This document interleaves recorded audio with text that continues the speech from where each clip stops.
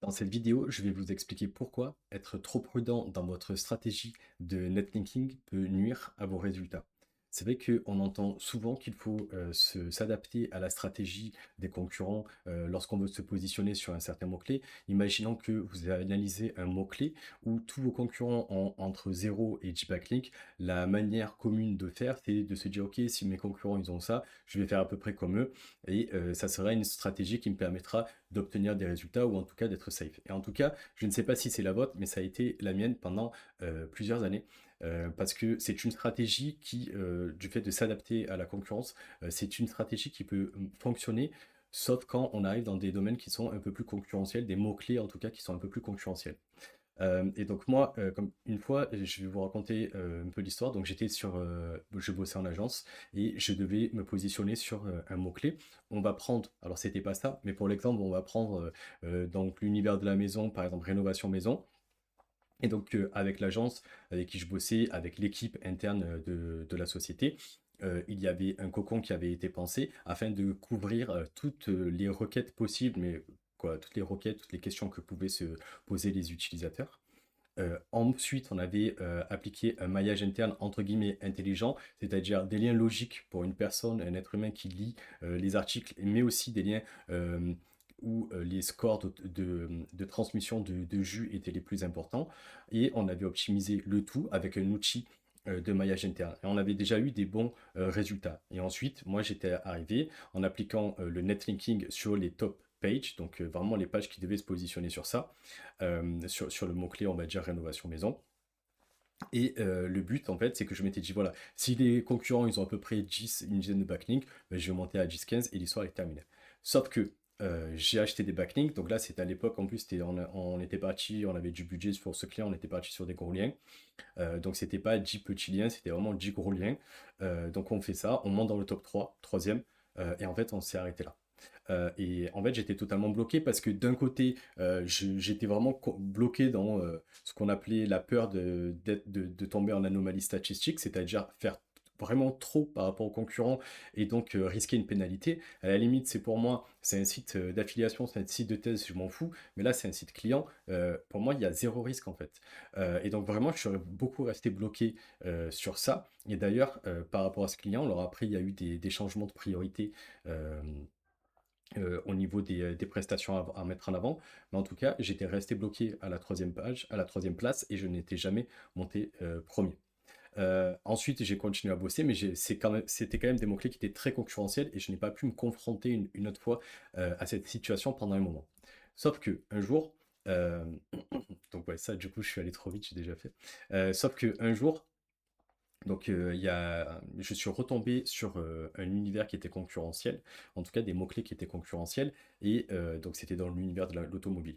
Cette fois-ci, j'avais un concurrent qui était pas du tout dans ce carcan, je vais la faire safe, je vais faire attention au site du client, je sais pas si c'était une agence ou un consultant in-house, mais le mec, en gros, là où les autres, ils avaient peut-être entre 0 et une dizaine de backlinks, lui, il en avait 50, 60, 70. Donc là, je parle de backlinks de follow et indexé, ou en tout cas la plupart.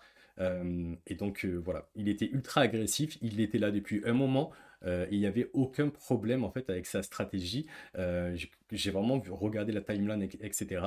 Donc il n'a pas été pénalisé. Pour moi, ça a été un déclic, c'est-à-dire que pendant longtemps, je suis resté bloqué dans cette idée de croire qu'il fallait s'adapter à la concurrence pour pouvoir rester entre guillemets safe, alors que pendant ce temps-là, sur des mots-clés qui sont concurrentiels, où il y a besoin, des personnes ne se préoccupaient pas du tout de ça et fonçaient et avaient des résultats. Mais attention, je suis pas en train de dire que il suffit juste d'envoyer des backlinks sur votre site et que l'histoire sera jouée. Aujourd'hui, et encore plus qu'hier, parce que peut-être qu'avant, les backlinks permettaient vraiment de monter des sites un peu pourris où le on-site, le site en lui-même n'était pas assez travaillé. Aujourd'hui, il faut vraiment partir du principe que vous allez, hormis la page d'accueil, mais sinon vous allez envoyer des backlinks sur vos pages internes à condition que ces pages internes soient le plus propres possible. Un backlink n'a pas pour vocation à compenser un on-site, une page médiocre. Il a pour but de récompenser, de pousser une page qui mérite en fait et qui va vraiment apporter de la valeur à l'internaute pour l'expérience utilisateur et qui respecte les codes standards d'optimisation pour Google. Et donc ça, c'est vraiment des prérequis avant de bombarder de données, entre guillemets. Ensuite, il faut être progressif. Là, donc je vais vous montrer ensuite des exemples. Les personnes n'ont pas envoyé des dizaines et des dizaines de liens en l'espace de quelques jours. C'est quelque chose qui se fait petit à petit.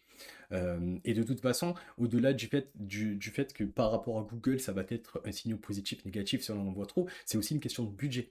Il va falloir mesurer si votre campagne de netlinking elle a un impact, que vous fassiez le netlinking pour vous ou que vous le fassiez pour quelqu'un d'autre. Il va falloir mesurer. On ne peut pas dire à une personne, ben oui, vas-y, mets X milliers d'euros là en 2 jours, t'inquiète, ça va marcher. Non, il va falloir y aller, avoir un budget minimal intéressant pour pouvoir créer de l'attraction et ensuite mettre en place certaines KPI pour pouvoir montrer que le travail porte ses fruits pour ensuite augmenter. Donc vous voyez en fait que ce soit d'un point de vue Google ou d'un point de vue logique, humain, etc., il faut y aller de manière progressive. Voilà. Donc, dépasser vos concurrents au lieu de les copier. Bon, moi, c'était juste pour, voilà. Donc, premier exemple, acheter appartement à Paris. Donc là, on voit qu'on a un domaine. Donc le deuxième, on peut voir qu'il a 87 domaines référents d'Ofollow. Alors attention, parce que si vous avez l'outil S-Observer, donc là c'est une capture d'écran de S-Observer, vous verrez peut-être plus de backlinks. Mais là, j'ai ajouté un filtre qui est dans les options qui permet de voir que les backlinks d'Ofollow. Voilà, on voit qu'il a dépassé ses concurrents. On voit qu'il oscille en fait entre, quand vous regardez l'historique, il oscille en fait dans les 3-4 premières positions, mais en fait, il est toujours là. Donc, il n'est pas une anomalie statistique comme tant de personnes nous l'ont fait croire. Ici, c'est pareil. Alors, peut-être c'est un site connu. Le premier, il a 189 domaines référents de follow sur une page interne.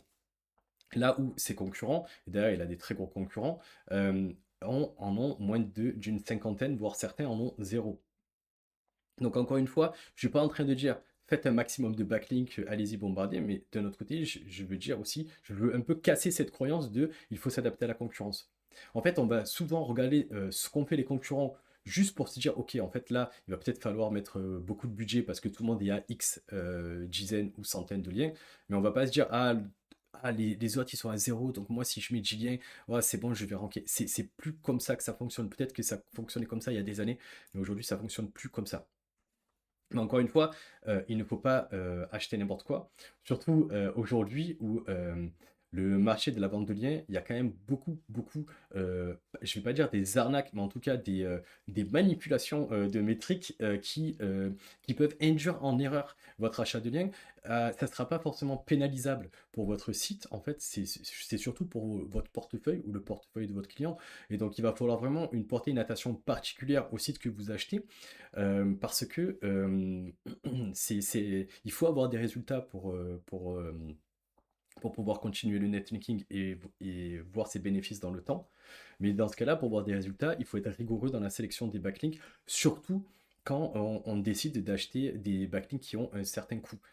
Forcément, plus vous allez acheter un backlink cher, plus vous allez lui appliquer des filtres. Vous n'allez jamais en fait appliquer des filtres à des backlinks à 10, 20, 30 euros. En fait, ça serait limite contre-productif. Euh, voilà.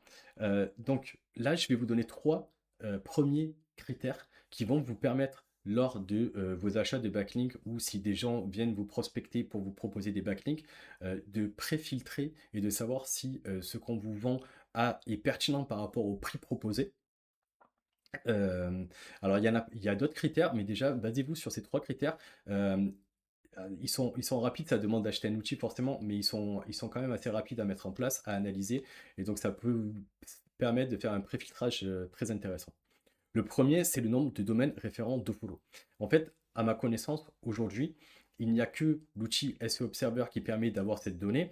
Et en fait, je vous ai mis une capture d'écran. Je ne voulais pas mettre, même si c'est un site d'exemple, je ne voulais pas mettre d'URL ou quoi. Mais en gros, là, il faut s'imaginer que ce sont tous les backlinks d'un site dans la colonne, là, dans la première colonne, vous voyez qu'il y a le G, c'est-à-dire est-ce que le backlink est indexé ou non.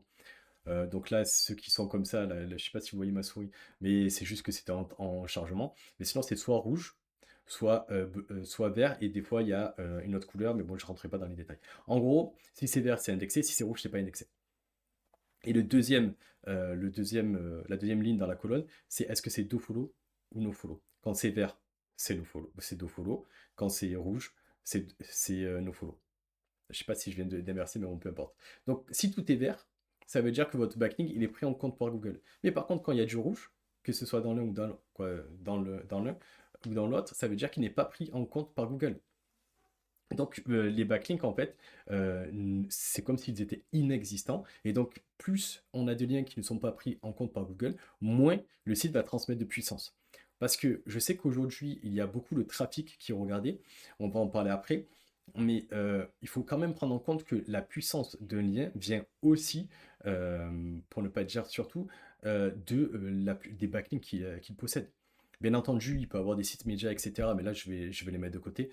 Mais sur un site, on va dire normal, à moins de 300 euros par exemple, pour vraiment rester large, c'est un critère très très important. Ensuite, il y a la typologie des top mots-clés. Qu'est-ce que ça veut dire? C'est-à-dire que, imaginons que vous regardez les top mots-clés et vous vous rendez compte que c'est que des marques qui ont, je ne sais pas, 100 000 de trafic ou des mots-clés en fait qui sont un peu dans la thématique, mais en fait, ils sont limite, ils servent à rien. J'essaie d'être générique pour pas donner des mots-clés, mais voilà. Et en fait, regardez les top mots-clés. Est-ce que vous trouvez que c'est cohérent, non pas avec votre site, parce que ça serait trop précis, mais avec la thématique globale, par exemple avec le domaine de l'entreprise, le domaine de la maison, etc. Ou est-ce que vous trouvez que c'est étrange? Déjà, sans rentrer dans les détails ici, ça vous permet déjà de voir si on a des mots-clés bizarres, il y a peut-être un peu de manipulation. Manipulation ne veut pas dire que c'est 100% merdique, mais ça dépend aussi du prix en fait. Et ensuite, regardez le CPC des top mots-clés qui sont positionnés. Si vous avez que des CPC à mots-clés, si vous avez dans le top 20 par exemple, vous avez que des CPC à 0 ou 0,1, 0,2, quoi, vraiment très faible, bon ben en fait, oui, le site se positionne, mais est-ce qu'il se positionne sur des mots-clés où il y a une vraie concurrence? Ça, c'est moins sûr.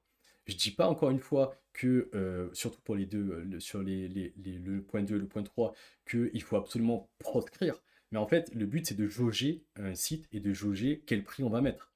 Donc, imaginons qu'en fait, le site, il a que des CPC à zéro. Là, je pars dans l'extrémité. Il a 50 mots-clés dans le top 20, que des CPC à zéro. Une typologie de mots-clés qui est bizarre. Euh, il faudrait que je sorte des exemples, mais voilà. Et qu'il a en fait que 10 domaines référents et qu'il est affiché à 100 euros, ben, en fait c'est trop. Donc il va falloir essayer de regarder plutôt à ce prix-là, peut-être qu'il va valoir 30, 40, 50, quoi. Voilà, ça dépend après du point de vue parce que chacun va attribuer le prix qu'il veut à un site. Mais en tout cas, voilà, il vaudra moins cher. Et donc il faut voir que vous allez acheter un site au juste prix, parce que plus vous achetez des sites au juste prix, plus derrière vous augmentez vos chances d'avoir des résultats en termes de netlinking. Alors bien entendu, le choix du netlinking, ça ne fait pas tout. On pourrait parler de la pertinence de la page ciblée, des sujets que vous allez aborder sur les articles que vous achetez, etc. etc. Mais déjà, pour une première vidéo, c'était pas mal, en tout cas pour moi. Ça fait longtemps que j'ai pas fait de vidéo. Donc voilà, donc encore une fois, le SEO safe, en tout cas le netlinking safe, c'est un mythe. Prenez le temps de bien construire votre site. Euh, Rendez-le vraiment visible, c'est-à-dire quoi? Rendez-le vraiment intéressant. Rendez votre page intéressante, rendez votre page pertinente, respectez les codes basiques du SEO, tout ce qui est optimisation des balises, optimisation sémantique, tout ce que vous voulez, mais ajoutez ce filtre utilisateur, mettez-vous à la place d'utilisateur, regardez en fait qu'est-ce que veut vraiment l'utilisateur. Voilà, mais essayez d'ajouter ce filtre. Et ensuite, une fois que tout ça c'est bien, que vous avez déjà un peu de traction et que vous voyez que la page en fait elle plaît, envoyez du lien. Je ne dis pas d'envoyer 150 liens d'un coup, mais envoyez du lien et ne vous limitez pas au nombre de liens qu'ont choisi vos concurrents. Parce que peut-être que demain, c'est vous qui vont prendre en exemple, entre guillemets, et qui du coup, certains vont commencer à faire des liens juste parce que vous avez commencé. Voilà. J'espère que cette vidéo vous sera utile et je vous souhaite une excellente journée.